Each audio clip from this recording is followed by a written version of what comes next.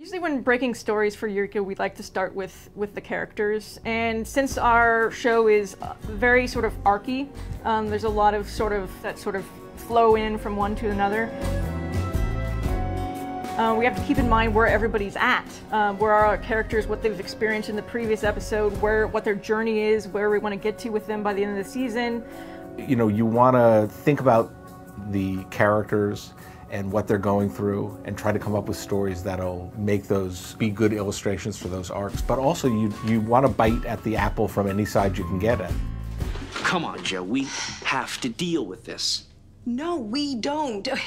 We don't exist. We start every season with our characters and where we want to go with them. Where do we leave off? We spend a few days on retreat. Retreat being that we actually just go to a clubhouse and have some bagels. But we really talk about where everybody is and where we would like to see them go and grow in their relationship. So we usually start there and what would be a great sort of either science concept or an episode concept that can sort of really explore where all of our characters are at within that episode and go from there.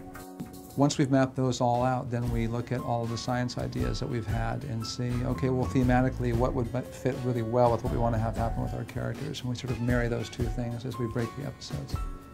If you think of a cool story, a cool area of science, a cool image, you can start anywhere. And I think the key to Eureka is that we don't really restrict ourselves. We just look at the show, and I mean, I look at the show and Jamie looks at the show saying, you know, what would be cool? And that's all we try to do is just make something that we would want to watch on television, something that we would think was fun. Partly cloudy with a chance of global catastrophe. Yes, the writer's room, the infamous writer's room. We have a writer's room, which is where, you know, the stories are discussed. If you imagine, if you sat down with your friends and said, you know, you have a favorite show like Eureka, and you say, I wonder what happens on Eureka this week, and I wish this would happen. This is just exactly that same conversation. It's a place where we spend most of our time, and there are any number of ideas that will be thrown out that we will make fun of or ridicule the writer who came up with them, but ultimately it's all part of this process of getting to the right idea.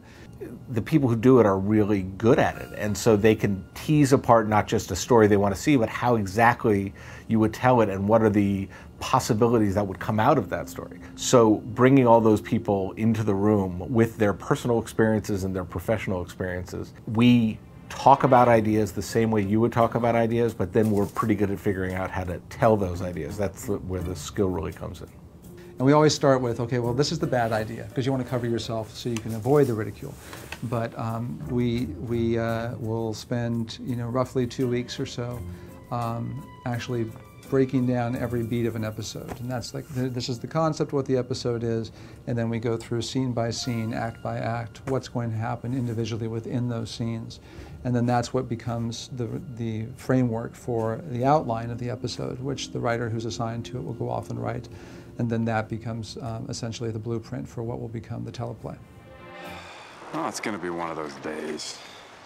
It's always different how you come up with a story. I think it depends on the writer sometimes. I know everyone brings their own strengths and interests into the room, and some of us are more character-based, and we work from, wouldn't it be interesting if this happened to Joe, or wouldn't it be interesting if we put Carter and Allison in this situation? Once you get started and talk about it, it always comes back on our show to the characters and what they're going through, because I don't know about you, but I watch TV to see what happens to the people, not what happens to the buildings.